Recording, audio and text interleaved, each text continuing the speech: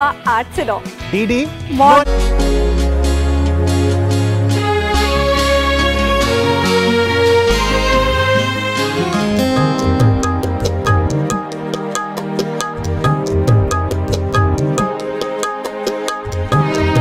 बहुत से जख्म थे जिनका शुमार हो न सका, बहुत से दर्द थे जिनका हिसाब उसने दिया। याद आँखों को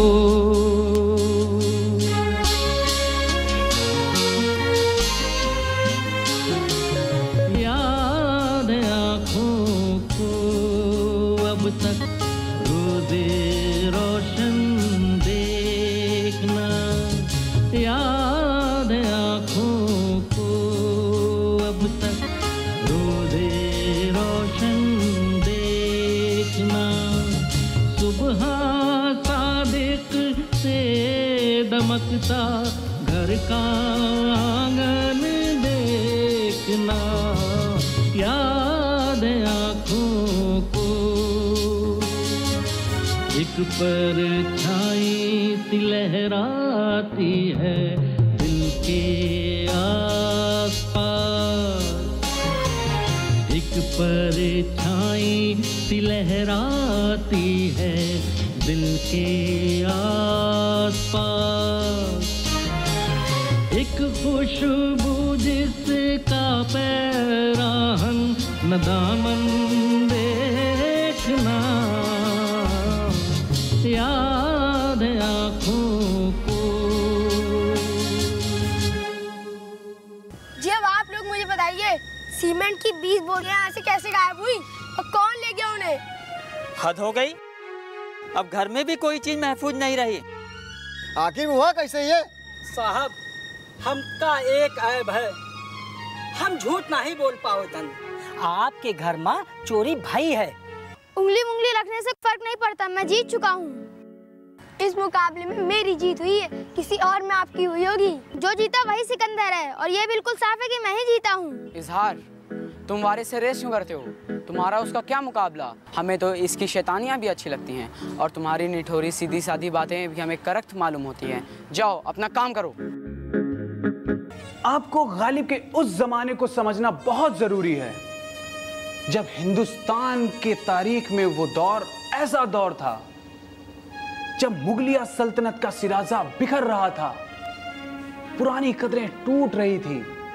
तब नई रोशनी के तौर पर अंग्रेजी तौर तरीके और उनकी तहजीब लोगों की आंखों को चकाचौंध कर रही थी।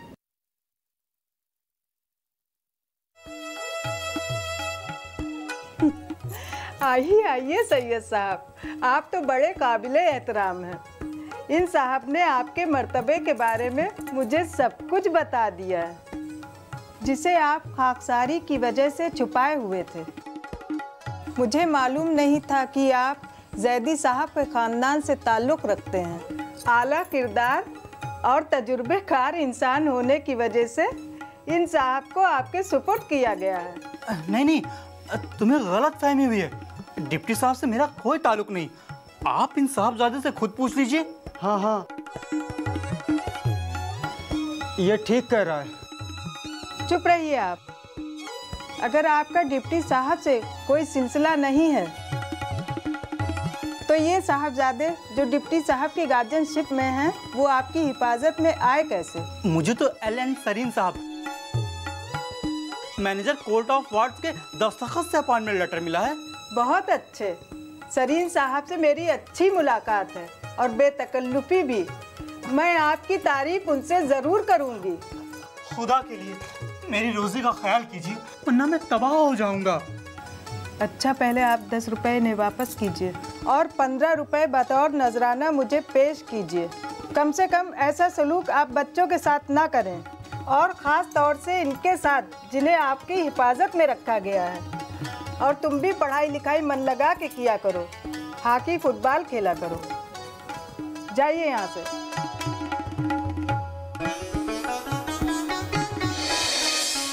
उस औरत ने जो बर्ताव मेरे साथ किया वो खासा अहानत आमेज मालूम हुआ, लेकिन शर्म की वजह से मैं पानी पानी हो रहा था। उससे बहस करने का क्या फायदा था। सुनकर मुझे मेरे सवालों का भरपूर जवाब मिल गया।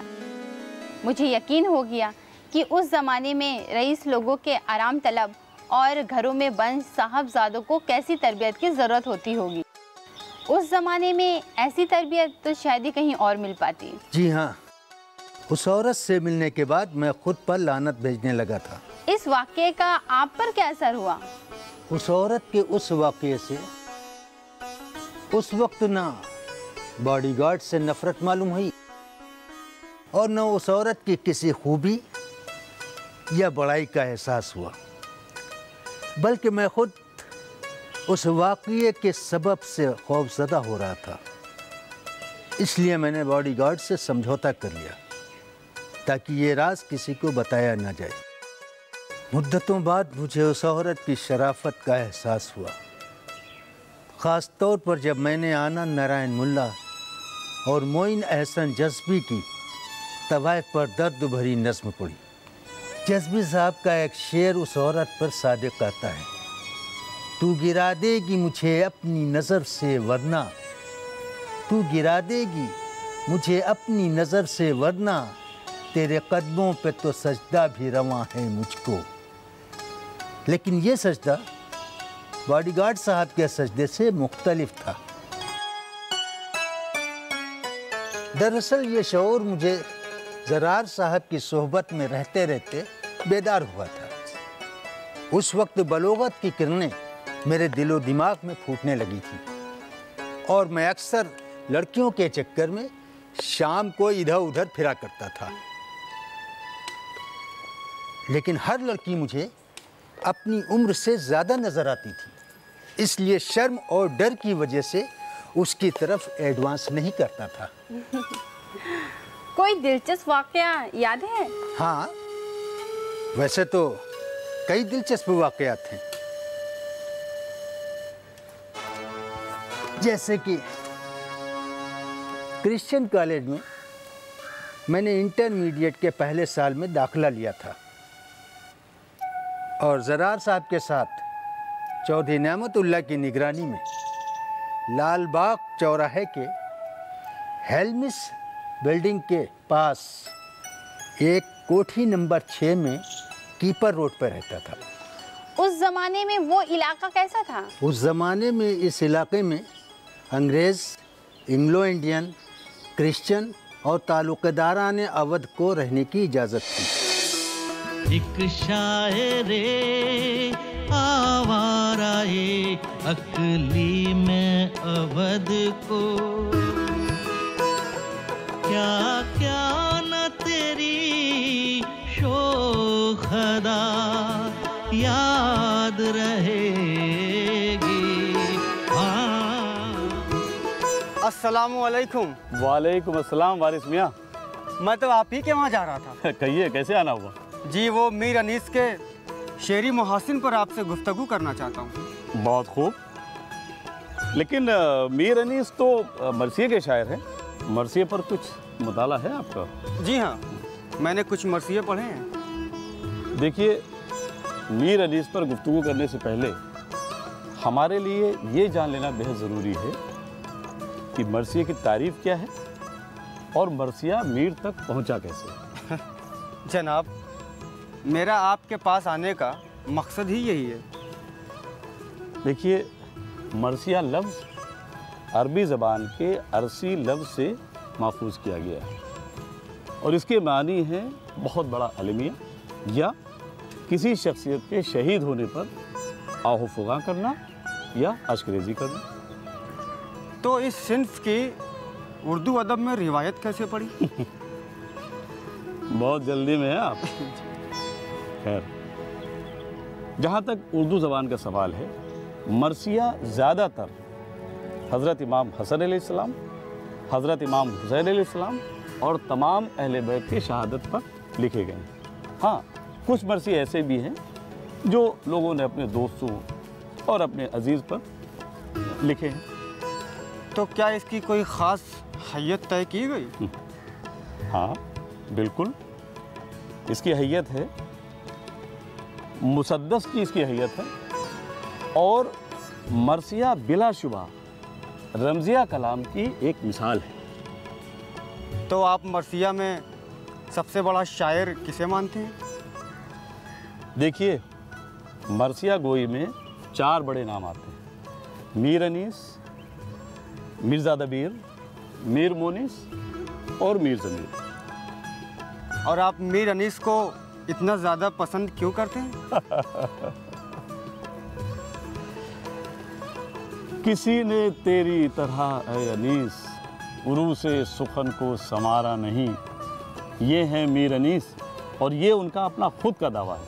अब ज़रा देखिए उनका असली रंग। सदमे से जर्द हो गया ज़ब्ते नबी का रंग, माथे पे हाथ था तो गले पर लगा खदंग। बेशक। थामा गला जनाब ने माथे को छोड़कर, निकला जो तीर हल्के मुबारक को तोड़कर। लिखा है 3 भाल था वो नाव के सितम, मुंह खुल गया उलट गई गर्दन, रुका जो दम। अच्छा, मैं चलता हूँ, बारिश भी हो रही है, मुझे किसी काम से जाना है। खुदा हाफिज। बहुत बहुत शुक्रिया। अल्लाह हाफिज।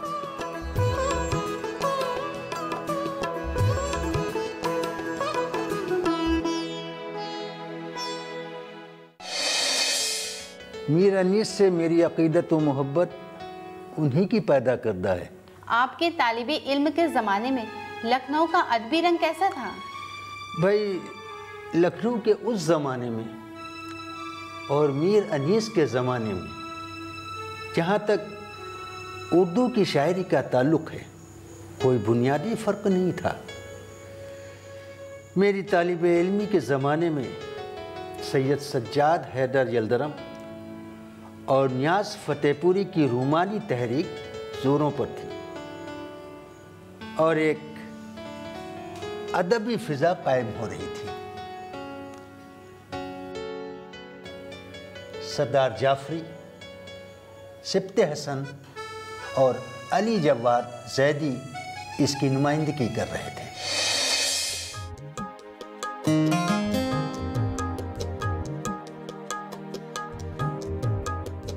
अम्मा, आज फिरंगी महल के अब्दुल रहमान अंसारी नजर नहीं आ रहे? अम्मा, कोई मुर्गा मिल गया होगा। ओ हाँ यार, आज अब्दुल बारी भी गायब है। मैंने अपनी नजरें दौड़ाई लेकिन कहीं नजर नहीं आया। हाँ भाई, इन्हें तो पूरी दुनिया में बारी साहब के सिवाय कोई नजर ही नहीं आता। मियाँ, इनके दोस्ती के क्या कहने, कोई सानी नहीं इनका। इनकी दोस्ती पर एक शेर अर्ज किया है। अर्ज किया है, तपस बारियो महेश कुमार। वाह रिजवान मियाँ वाह, तपस बारियो महेश कुमार। तपस बारियो महेश कुमार, वो कनार बना अजाबुन्नार। वाह, मुकर्रर मुकर्रर मुकर्रर।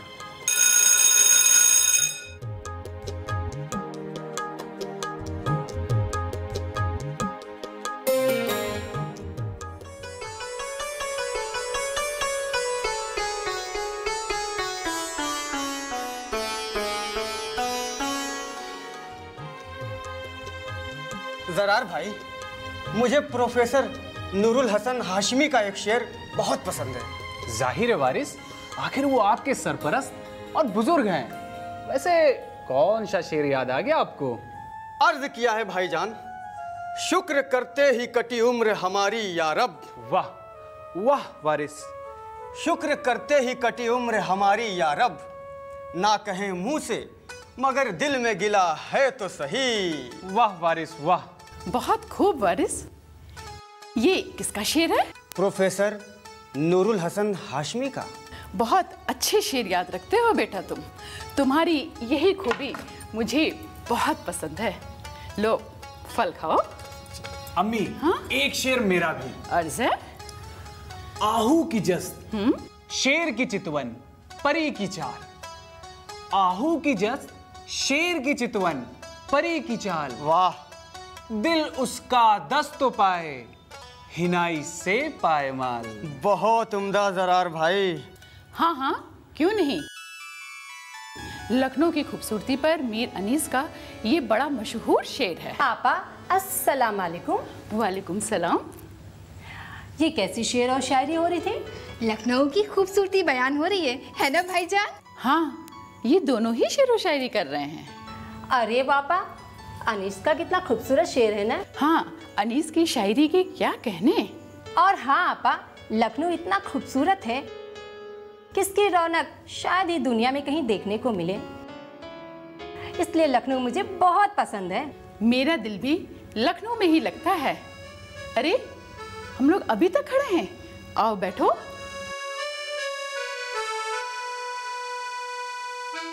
भाईजान, ये लोग कौन हैं? अरे ये मेरी खाला हैं और ये उनकी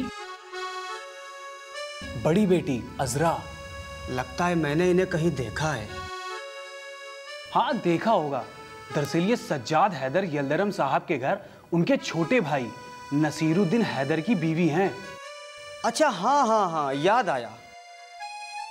फिर तो ये कुरतुल ऐन हैदर की चची हुई और ये उनकी बड़ी बहन।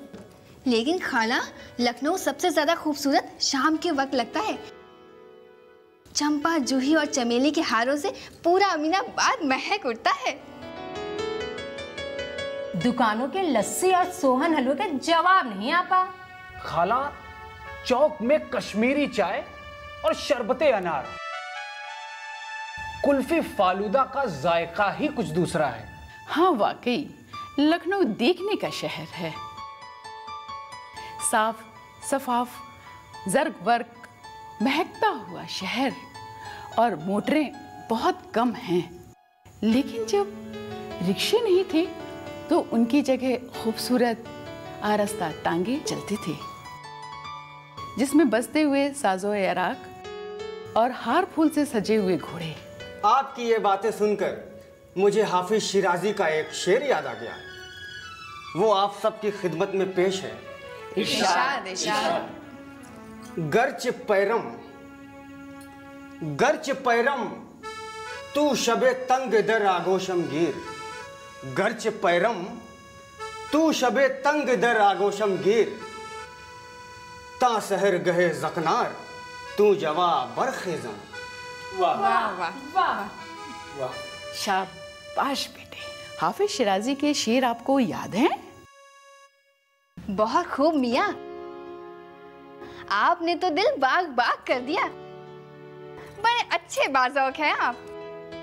वारिस मियाँ बड़े होनहार हैं माशाअल्लाह। मैं तुमसे शायरी जरूर सुनूंगी। अजरा, अब आप इन्हें शायर न बना दो। नहीं भाईजान, इतना बाज़ौक तो लड़कों को होना ही चाहिए। अच्छा वारिस, आपको लखनऊ की क्या चीज सबसे ज्यादा पसंद है? मुझे तो लखनऊ का लिबास बहुत पसंद है। अच्छा बेटा, हम आपके लिए वैसे ही कपड़े सिला देंगे। अरे नहीं नहीं, मैं इसके लिए थोड़ी ना कह रहा था। कोई बात नहीं बेटा, कपड़े अपनी पसंद के ही पहनने चाहिए। अरे वाह, बातों बातों में तो वारिस मियाँ की बात बन गई। अच्छा खाला जान, चलिए हम आपको अपना बाग दिखाते हैं। हाँ हाँ भाईजान, बिल्कुल बिल्कुल। हाँ ये ठीक रहेगा। जब तक आप सभी बाग देखिए तब तक मैं आप सभी के लिए खाने का इंतजाम करती हूँ। बिल्कुल बिल्कुल अम्मी, चलिए।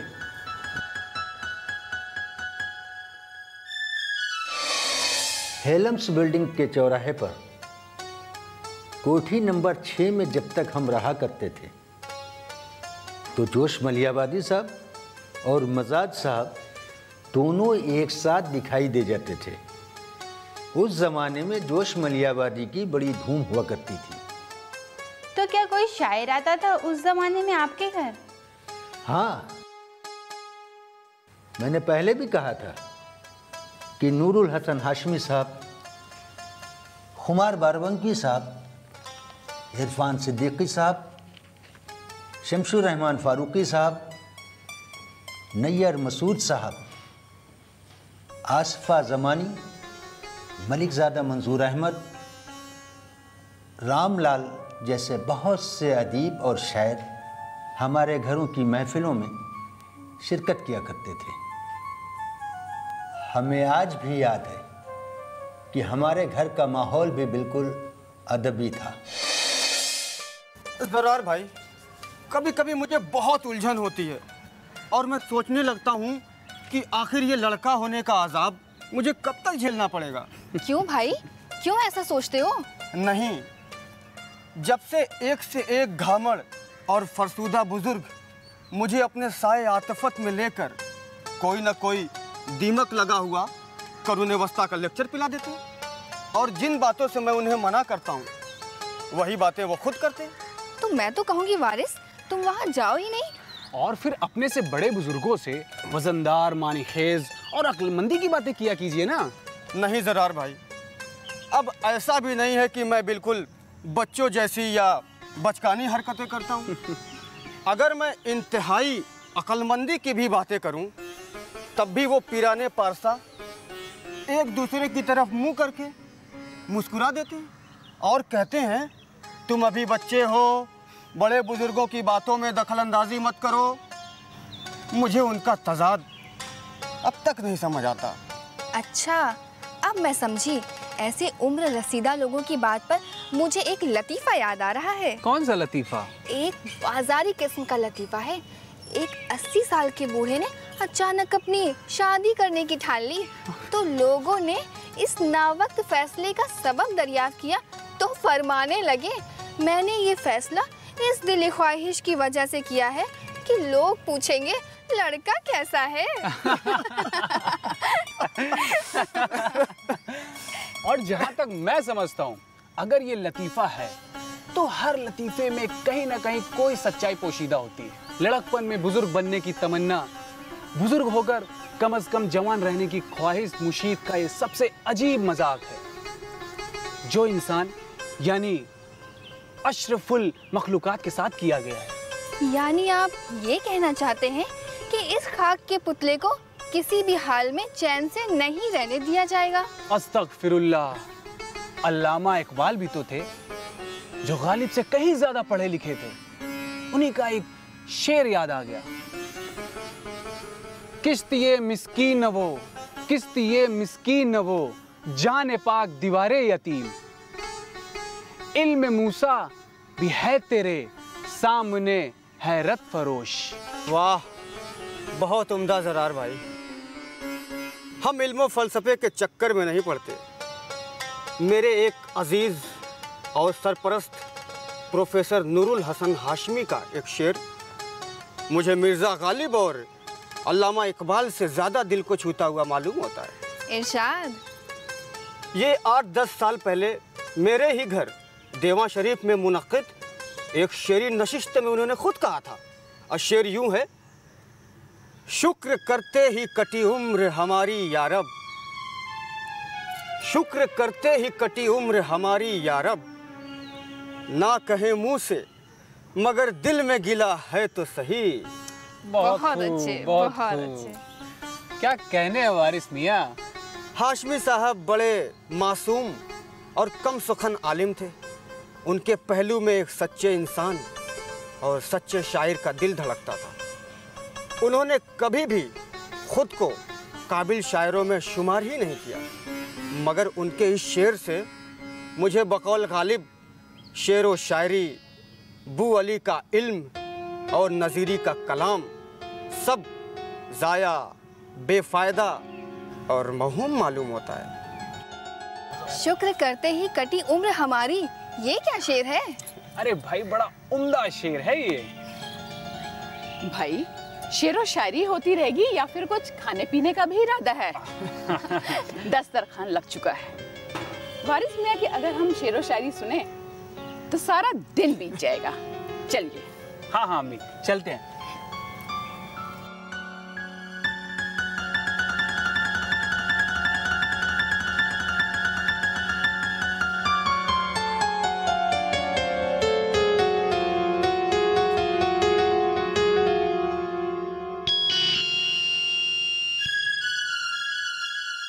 बेटा, तुम किस दर्जे में हो अभी? बीए पास कर लिया है।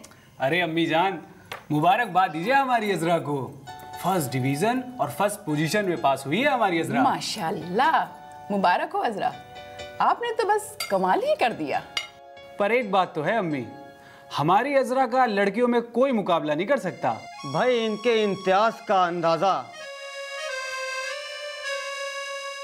इस बात से लगाया जा सकता है कि अलीगढ़ का मेयार तालीम और सख्ती इम्तिहान पूरी दुनिया में अपनी मिसाल रखता है। ये तो सच है, इसीलिए तो पूरी दुनिया भर के लड़के लड़कियां वहां पढ़ना चाहते हैं। अजरा, जोहरा किस दर्जे में है? वो भी बीए कर रही है। और हुमैरा? उसका तो पढ़ने में जी नहीं लगता। पर अम्मी, उसकी खूबसूरती का कोई जवाब नहीं।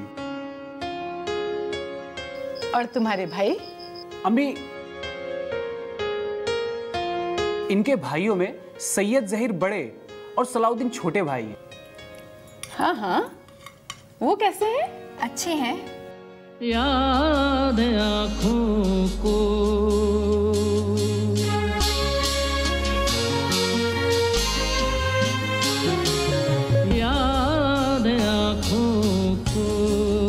अब तक रोज़े रोशन देखना, याद आँखों को अब तक रोज़े रोशन देखना, सुबह सादिक से दमकता घर का आंगन देखना, याद आँखों को एक परछाई सी लहराती है दिल के आसपास, एक परछाई सी लहराती है दिल के आसपास, एक खुशबू जिसका पैराहन न दामन